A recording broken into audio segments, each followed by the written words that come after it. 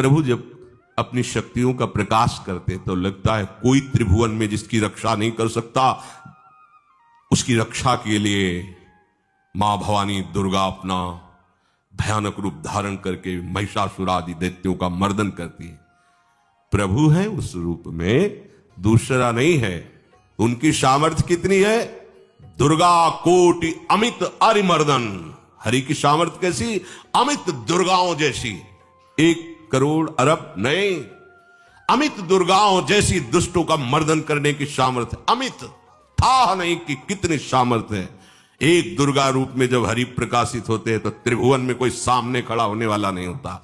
मां भवानी जिस समय अपने स्वरूप में आती, किसी की ताकत नहीं है। ये शुंभ निशुंभ इतने बलवान दैत्य थे, त्रिभुवन में कोई इनका बाल बांका भी नहीं कर सकता था। स्मरण किया समस्त देवताओं ने तो भगवान से ही शक्ति का प्रादुर्भाव हुआ। इतना सुंदर रूप मां भगवती का। शुंभ निशुंभ के पार्षद घूमते रहते थे, उन्होंने देखा, जाके बताया कि आपके महल में जितनी सुंदरियां उसकी दासी बनने योग्य भी नहीं, ऐसी सुंदरी का हमने दर्शन किया। बोले मेरा जाके परिचय बताओ। बोले ऐसा नहीं लगता कि आपके परिचय बताने से केवल आ जाएंगी। तो उनका अगर ऐसा नहीं तो केश कर्षण निर्धुता गौरवा मां गरिष्यति, उसके गौरव को धूल में मिलाते हुए बाल पकड़कर घसीट कर हमारे पास लाओ। मार्कंडेय पुराण। उनके पार्षद गए और बताया हमारे मालिक शुंभ निशुंभ है, उनका आदेश है कि आप महल में चलो और आदर सहित, अगर आप ऐसा ना करती हैं तो मैं आपका निरादर करते हुए बाल पकड़कर घसीटते हुए ले जाऊंगा। देवी जी ने मुस्कुरा दिया और कहा अपने मालिक से कह दो जाकर के कि हम उसी की आज्ञा पालन करती जो हम पर युद्ध में विजय प्राप्त कर ले।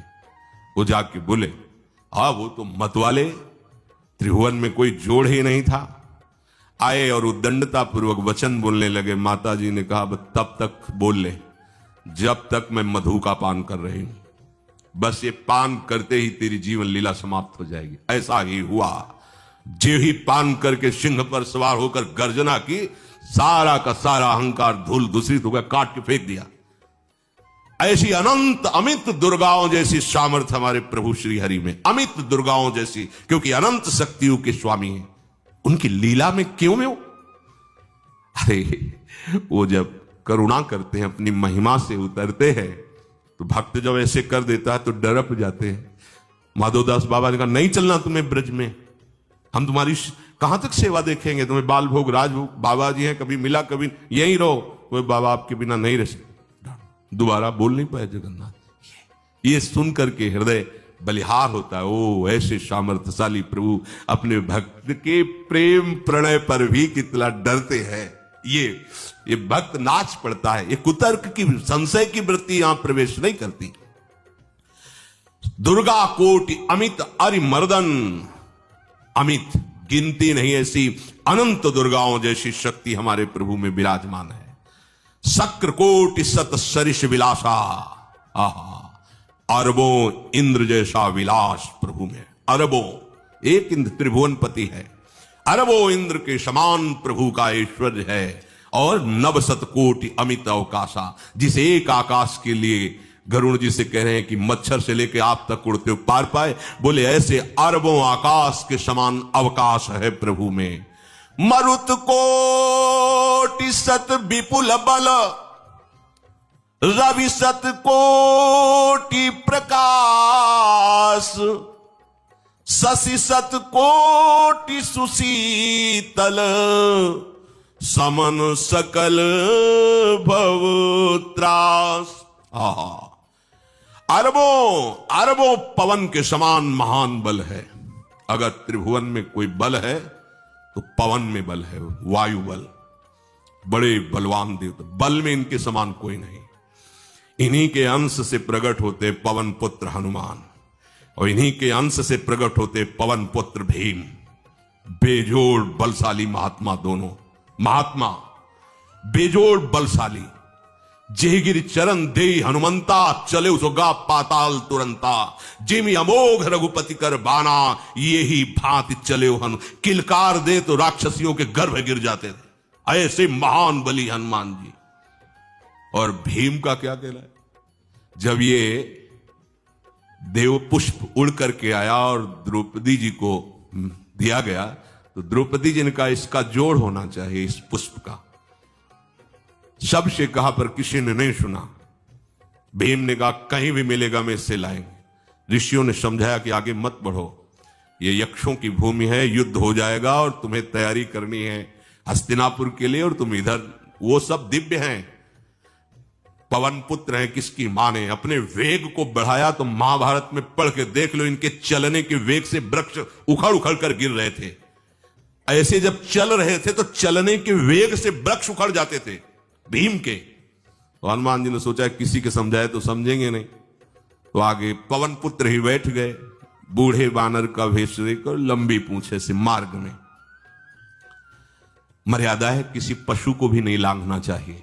विवेकवान उपासक ऐसा नहीं कि कोई सो रहा है पशु भी आप उसे लांघ जाए, ऐसा नहीं। जो विवेक है, जो मर्यादा है, वैसे किसी सोते हुए को लांघना नहीं चाहिए। उन्होंने कहा है वृद्ध बानर ये अपनी पूंछ हटा ले और मार्ग दे दे, इस समय मैं विशेष कार्य के लिए जा रहा हूं। तो उनका जब कह ही दिया है वृद्ध, तो आप समझ ही रहे होगे कि वृद्ध में क्या ताकत होती। अब मेरी ताकत पूंछ हटाने की नहीं रह गई है, आपने तो वृद्ध ही कह दिया है, तो आप समझ रहे हो ना, आप पूंछ हटा लीजिए।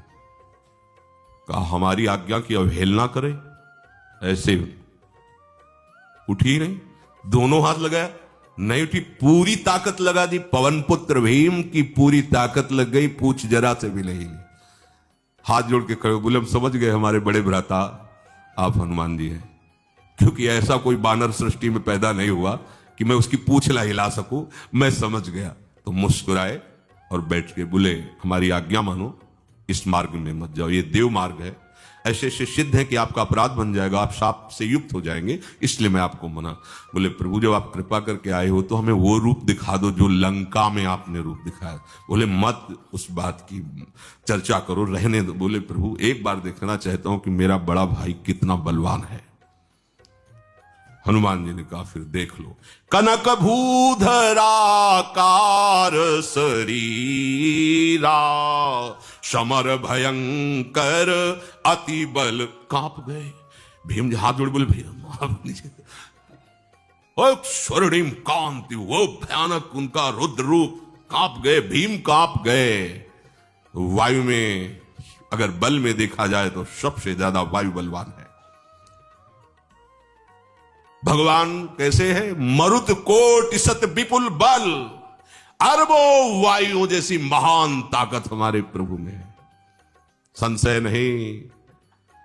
वो अगर छोटी सी कार्य के लिए सहयोग लेते हैं, ए उठवा दो, ऐसा कर, भक्तों के साथ वो विनोद करते, लीला करते, नहीं उनमें बल कितना है। ऐसे पवन पुत्र हनुमान जिनके चरणों को ऐसे गोद में लिए रहते हैं। एक उपनिषद में चरित्र आता है कि असुरों पर विजय प्राप्त करने के कारण देवताओं को गर्व हो गया और सभा में नृत्य गान चल रहा था। भगवान जब किसी पे गर्व करते हुए देखते हैं तो उनको अच्छा नहीं लगता। फिर सृष्टि के विधान के प्रधान अधिकारी जब देवतागण और देवराज इंद्र और उन्मत्तता, विजयश्री में उन्मत्तता आ जाती है, तो भगवान ने एक यक्ष का रूप धारण किया और सभा के प्रधान द्वार पर दिखाई दिए। देवराज इंद्र ने कहा कि पता लगाओ ये कौन है, बिना आज्ञा के, बिना सूचना के कैसे आ गया है, क्योंकि त्रिभुवनपति है ना। अग्नि देवता ने कहा मैं जाता हूं, पता लगा के आता हूं, क्योंकि किसी बलवान का परिचय पूछने के लिए निर्बल को नहीं भेजा जाता। अग्निदेव गए और कहा आप अपना परिचय दीजिए, कौन हो और यहां कैसे आए हो। तो उनका परिचय लेने के पहले हम आपका परिचय जानना चाहते हैं, आप कौन हो। तो उन्होंने कहा कि मैं अग्निदेव हूं, सामर्थ्य आपकी, त्रिभुवन को उपले की तरह भस्म कर सकता हूं। मैं समस्त प्राणियों के उदर में बैठकर अन्न और जल का पचाकर जीवन दान देता हूं, जीवन पोषण करता हूं। अच्छा, एक दिन का फेंका, हम तुम्हारी बात तभी प्रमाणित, ये उपनिषद की बात, हम तुम्हारी बात तभी प्रमाणित मानेंगे जब तुम इस तिनके को जला दोगे। कोई अग्नि देवता से तिनका जलाने की बात कहे, सहज में दृष्टि डाली, कुछ नहीं हुआ, पूरा पावर लगा दिया। यक्ष जी ने मुस्कुरा कर कहा तुम तो कहते थे पूरे त्रिभुवन को उपले की तरह जला दूंगा, अब ग्रीवा झुकाई पहुंचे। देवराज इंद्र ने कहा कौन है? बोले असमर्थ रहा उनका परिचय जानने में, वायु देवता। आप अपना परिचय बताइए। आप अपना परिचय जो आए हो तो हमें पहले बताओ, तब हम अपना परिचय दें। उनका मैं महान देव वायु हूं, बल आपका, संपूर्ण जीवों का जीवन हूं। अगर मैं रुक जाऊं तो एक भी क्षण सृष्टि टिक नहीं सकती, क्योंकि सब वायु से जीवित है, और मैं पूरे ब्रह्मांडों को तिनके से उड़ा सकता हूं। ये तिनका है, उड़ाओ। पूरी ताकत लगा दी वायु देवता ने, तिनका नहीं उड़ा। ग्रीवा झुकाई, वापस चले गए। अब देवराज इंद्र उठे, जे ही नजदीक पहुंचे यक्ष अंतर्धान हो गए और देखा साक्षात ब्रह्म विद्या दूर से मूर्तिमान ब्रह्म, और डांट लगाई कि तुम उनसे संभाषण करने योग्य भी नहीं हो, क्योंकि तुम सबसे बड़े सिंहासन पर बैठे हो और अहंकार करते हो। तुम्हारे देवता सब सामर्थ्यहीन है, एक तिनका भी अग्नि नहीं जला सका, एक तिनका भी वायु नहीं उड़ा सका। अरे जिनकी शक्ति से शक्तिमान वो भगवान स्वयं आए हुए थे, कांप गए थे। अहंकार मत करो, जाओ। भगवान के बल से तुम विजयी हुए, देवताओं के बल से नहीं। देवताओं में जो शक्ति है वो उन्हीं के अंश से आई हुई है। अरबों वायु के समान महान बलशाली हमारे श्री हरि, अरबों सूर्यों के समान उनका प्रकाश, अरबों सूर्यों के समान प्रकाश, अरबों चंद्रमाओं के समान सुशीतलता, समस्त भयों और दुखों का नाश करने वाले प्रभु श्री हरि। काल कोटि सत सरिस अति, दुस्तर दुर्ग दुरंत, धूम केतु सत कोटि सम, दुराधरस भगवंत। अरबों कालों की सामर्थ्य, अरब नहीं अरबों कालों की सामर्थ्य भगवान एक काल अनंत ब्रह्मांडों में तांडव मचाए रखा है।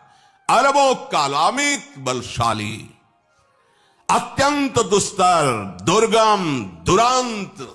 कौन? प्रभु श्री हरि।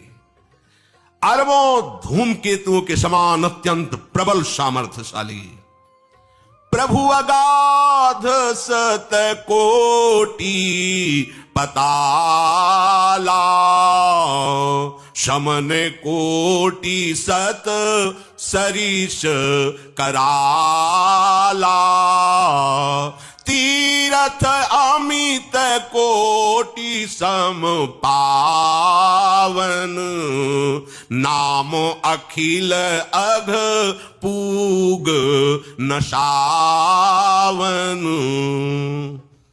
कितने अथाह हैं प्रभु? बोले अरबों पाताल से भी बढ़कर, अरबों पाताल से भी बढ़कर गहरे हैं, कोई था नहीं पा सकता। कितने भयानक हैं? अरबों यमराजों से भी ज्यादा भयानक प्रभु श्री हरि हैं। अनंत कोटि तीर्थों को भी पावन करने वाले परम पवित्र जिनके श्री चरण है वो तीर्थपाद श्री हरि हैं। अनंत तीर्थों की, उनका नाम ही संपूर्ण विश्व के पाप समूहों का नाश करने में समर्थ है।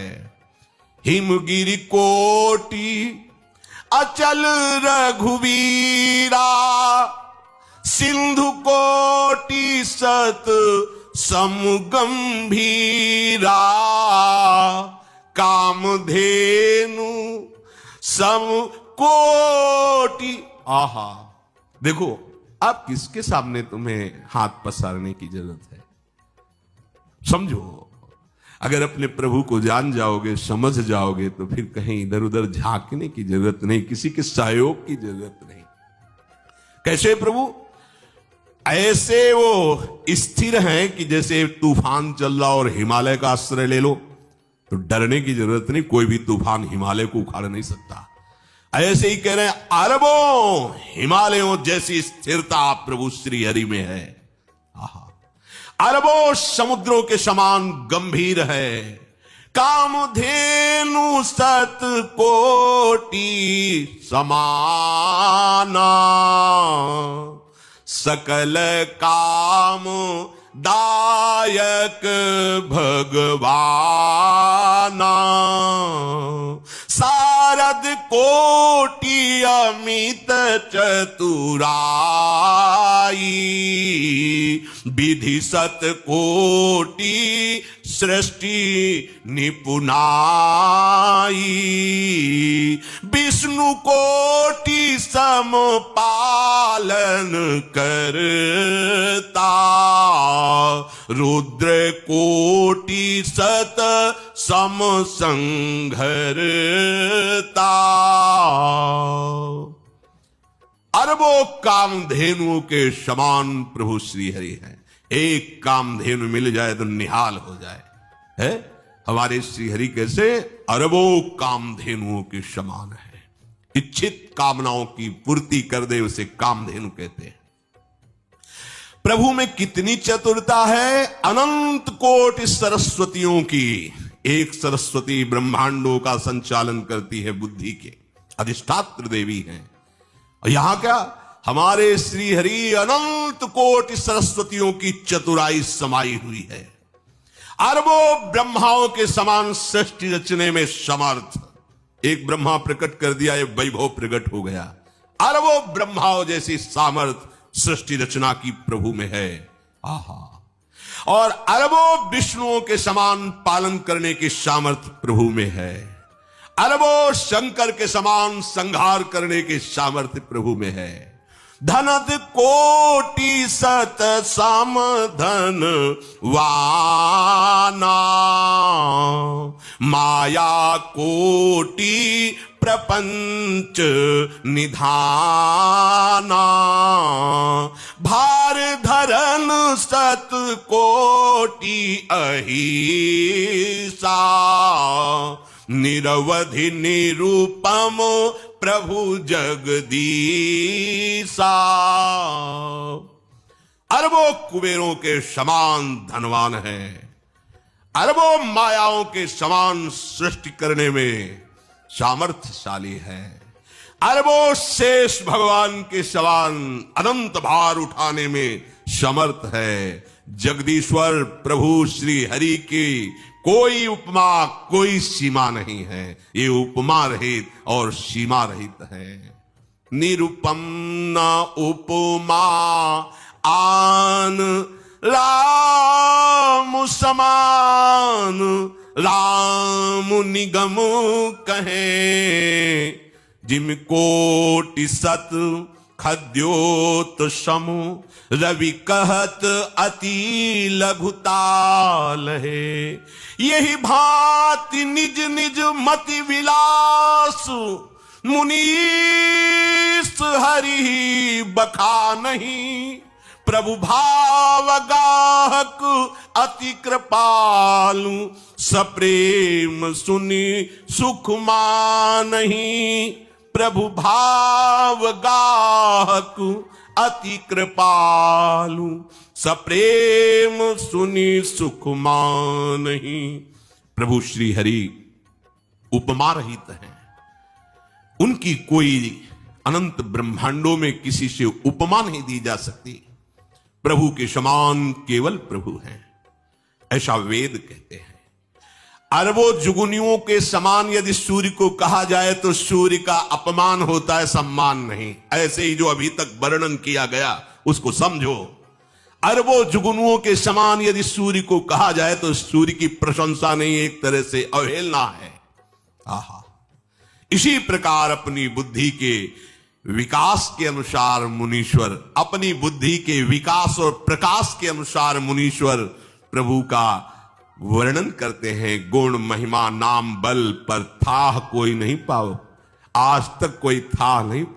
ऐसे प्रभु की लीला में कोई कुतर्क कोई संशय, अब वो क्या बुद्धि है उस